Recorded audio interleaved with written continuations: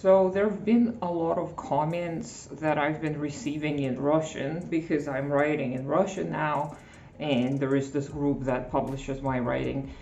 And the most my writing has got, views-wise, was 11,000, which is quite a lot for me.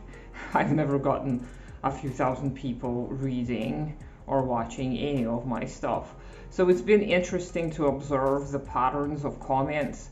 And unfortunately, there is a lot to unpack for many people. When I see some people's comments, I'm like, you need psychoanalysis in your life. So yesterday I've been reading a little bit about psychoanalysis again, and how a lot of the cool modern psychology workers, they don't necessarily like psychoanalysis, they don't think it's a valid theory, and they're like, blah blah, there was so much evidence that proved this right or wrong or whatever. And it's interesting for me to read that. Obviously I can read like extensively on that subject matter because I don't have the time, but the key features for me that distinguish psychoanalysis from simple analysis or even Marxist analysis is that it looks upon the individual unconscious, and I know that individual unconscious is not as helpful of a concept as the collective unconscious. But when I was able to delve into the world of my own unconscious, I could see a lot of interesting data, analyzing which I received much positive outcome. So I've been able to change my behavioral patterns due to the information I was able to get from my unconscious. Now, and that may be interpreted differently. Some people may not call it the unconscious or whatever, but I still think that the concept of the unconscious is very much relevant and needed because it is a metaphor. It's a freaking metaphor. It's not meant to be taken seriously. It's not meant to be like, oh yes, there is some kind of a cavity in our bodies where certain unprocessed feelings and memories are stored.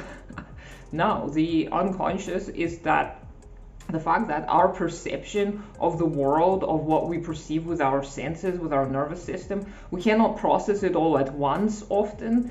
And some people's capacity to process this is also limited. So we need time to process this, and we also need some kind of guidance to process it. So to me, psychoanalysis provided that guidance, provided those tools and instruments to look inside myself and see what was wrong. And then as I was digging in looking for something wrong, I actually found a lot of something that was not necessarily wrong, but it was still helpful to see that.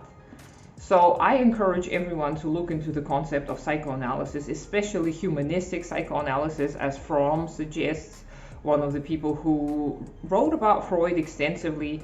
And I've also recently learned, by the way, that a lot of the so-called Freudian students, they weren't necessarily his students, they were his colleagues, and they oftentimes worked along with him, with Freud, and they disagreed with much of what Freud was saying. However, many of them have conceived of the concept similar to the unconscious before they even met Freud. So it's kind of inaccurate and kind of discrediting to an extent to call a lot of those psychologists and psychiatrists Freudian students because they were independent thinkers who came up with similar ideas or used Freud's ideas to further develop their own research.